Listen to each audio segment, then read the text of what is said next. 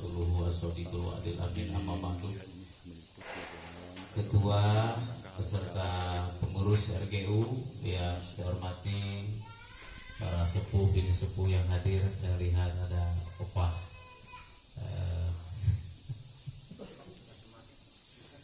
yang biasa beliau tampil beserta Bakong sekarang nanti. Kemudian tadi ada sepuh-sepuh yang hadir. Alhamdulillah, mohon maaf saya rencananya tadi jam 11 sampai sini, kebetulan ada 2 tempat, jadi langsung ke sinilah. Ini bukan tausiah, sama seperti tadi, ini hanya perkenalan ya.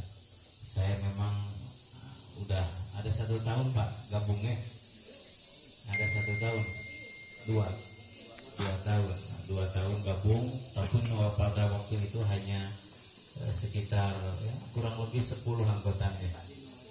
Nah, masih yang aktif sekitar itu, dan alhamdulillah saya masukkan dari ketua, dari ibu juga, ternyata sekarang tambah besar Pak. Anggota RGU ini luar biasa, sehingga tinggal pertanyaannya mau dikemanakan ini anggota yang banyak. Itu pertanyaannya, mau diapakan anggota yang banyak ini? Apakah hanya kumpul-kumpul, hanya monitor, setelah itu selesai? Dan itu kenapa? Karena memang apapun yang kita lakukan, baik itu dalam komunitas ataupun dalam sebuah kelompok, sebetulnya ada tujuan. Ada tujuan sebetulnya. Apa yang mesti kita peroleh dari sebuah kumpulan itu? Paling tidak ada 3 yang mesti diraih. 1, bagaimana kita tetap sehat secara jasmani. Ya Pak ya. Saur Pak Koko aitos teu sehat mah repot ayeuna teh Pak. Jeung nu geulis kitu pede sasalaman teh.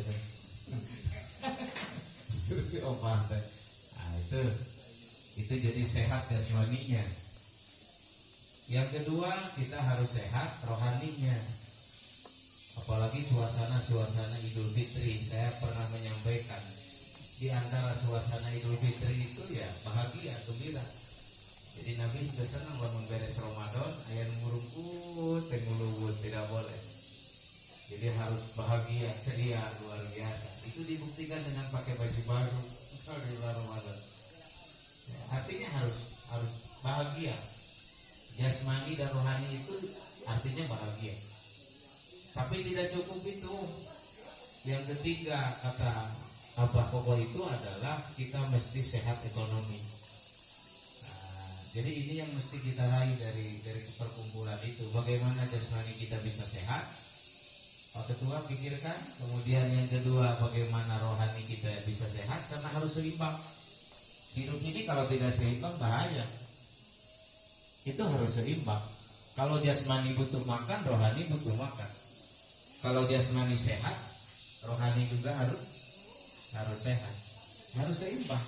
Makan terus tapi tidak keluar, bahaya kok. Jadi masuk terus, keluar tidak ada, tidak seimbang. Jadi kalau ada pertanyaan, Ustaz, kenapa banyak yang meninggal kemarin pada waktu COVID itu? Karena banyak yang lahir, banyak yang hidup. Itulah keseimbangan. Tidak mungkin Allah kemudian mematikan seseorang tanpa melahirkan seseorang. Ini harus ada seimbang. Jangan khawatir. Kalau ada terjadi gempa, terjadi apapun kemudian mati ribuan, itu artinya kehidupan lebih banyak. Karena yang dibutuhkan keseimbangan di dalam hidup. Tidak bisa.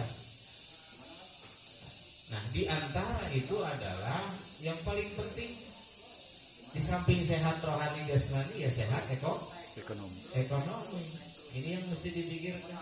Sudah iku artos mah atuh pas sampai ku artos mah jigana halagalan teh mah seueur artos moal di tempat kieu paminta ge seueur artos mah jigana gitu. Nah, ini ekonomi. Itu diantaranya hanya memang penyakit bapak-bapak kalau ekonominya sehat sok nambah istri Bu ya.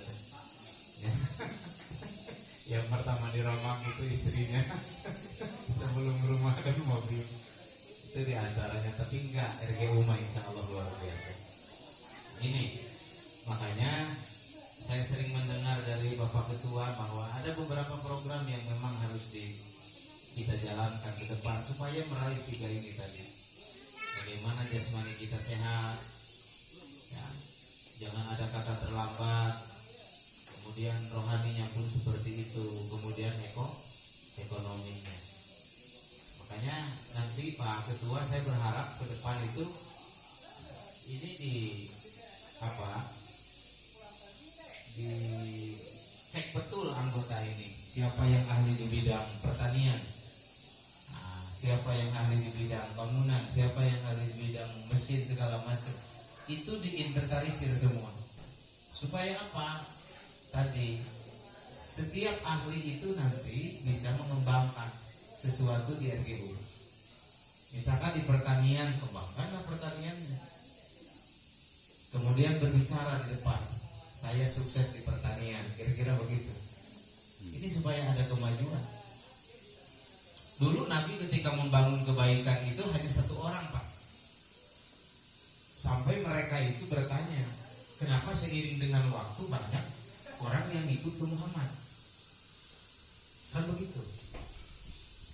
Kemudian seiring dengan waktu orang itu kok semakin punya hidupnya yang ikut ke Nabi Muhammad itu. Bilal saja dari seorang hamba sahaya kemudian dimerdekakan pada waktu itu, hanya kurang dari 2 tahun dia menjadi pengusaha. Yang jarang diceritakan oleh para ustaz. Itu dibangun oleh Nabi semua. Sampai ada yang bertanya, apa sih programnya Muhammad itu sampai banyak pengikut? Kan begitu. Kemudian dijawab, ternyata yang tadinya tidak punya menjadi punya, yang tadinya tidak tahu menjadi tahu, yang tadinya tidak bisa menjadi bisa. Oh, pantas atau kalau begitu. Nah, itu diantaranya. Ini nanti di RGU seperti itu.